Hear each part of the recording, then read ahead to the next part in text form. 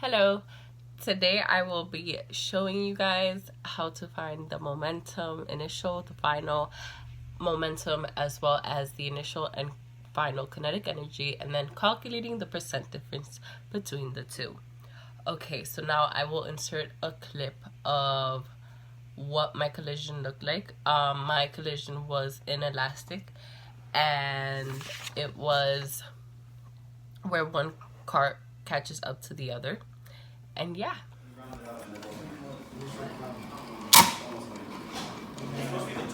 So we will be measuring the mass, and the mass we can measure it with a scale, well, the hanging scale that enabled us to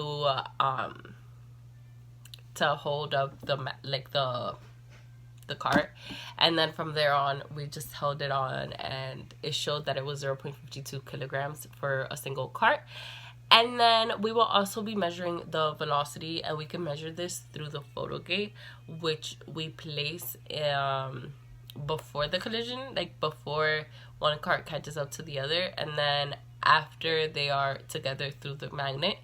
And then we're measuring those because we need to see if kinetic energy is conserved and then if momentum is conserved.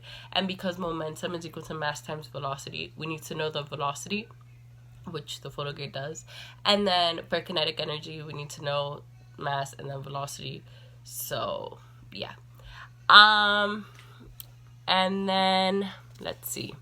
So the system, it's a closed system, I guess, because like there's just the force being applied, and it's not in free fall or anything. So yeah. Okay, so now I will be showing the data.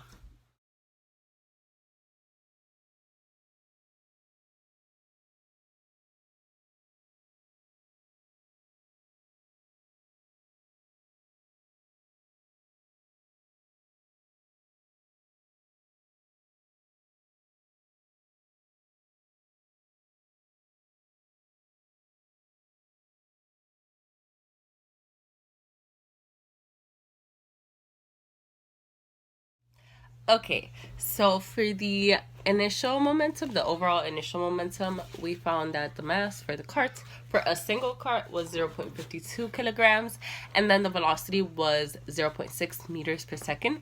So we found this because 0.13 meters for a picket fence divided by the 0.214 seconds that we found through what the photo gate gave us, essentially. So then I plugged this into it, and then 0.52 here times the 0.6 meters per second was 0.312 kilograms times meter per second, right? And then for the final momentum, the overall final momentum, the mass was 1.04 kilograms because it was two carts this time, and then the velocity was 0.26 meters from the picket fence divided by 0.679 seconds from what the photo here gave us. And then that the velocity equaled 0.3829, and then we plugged that into the momentum equation, which is mass times velocity, so that 0.3829 meters per second times 1.04 kilograms is equal to 0.3982 meters per second, kilograms times meters per second. Okay, and then so I calculated the momentum percent difference, and it was the new value minus the initial value over the new value plus the initial divided by 2, and then all that times 100. So then I did the math out, and it turned out to be 24.2% difference. And then I did the kinetic energy. I calculated the initial kinetic energy with the whatever the previous one had given us. So then kinetic energy is equal to 1/2 times mass times velocity squared. So then I plugged in 1/2 times 0.52 times 0.6 meters per second, all squared, and it gave me 0.0936 joules. And then for the final kinetic energy, I We repeated the same steps, except that I plugged in different numbers this time. So I did times 1.04 kilograms, and then times 0.3829 all divided by 2, so that it was 0.07. Yeah, 0.07 joules. And then the kinetic percent difference, I found it again by repeating the same. This is the equation, by the way, for the percent difference. And then it turned out to be 39.8%, a percent difference. So yes, and then some reasons why this could have been is because, well, there could have been unexpected friction from the cart.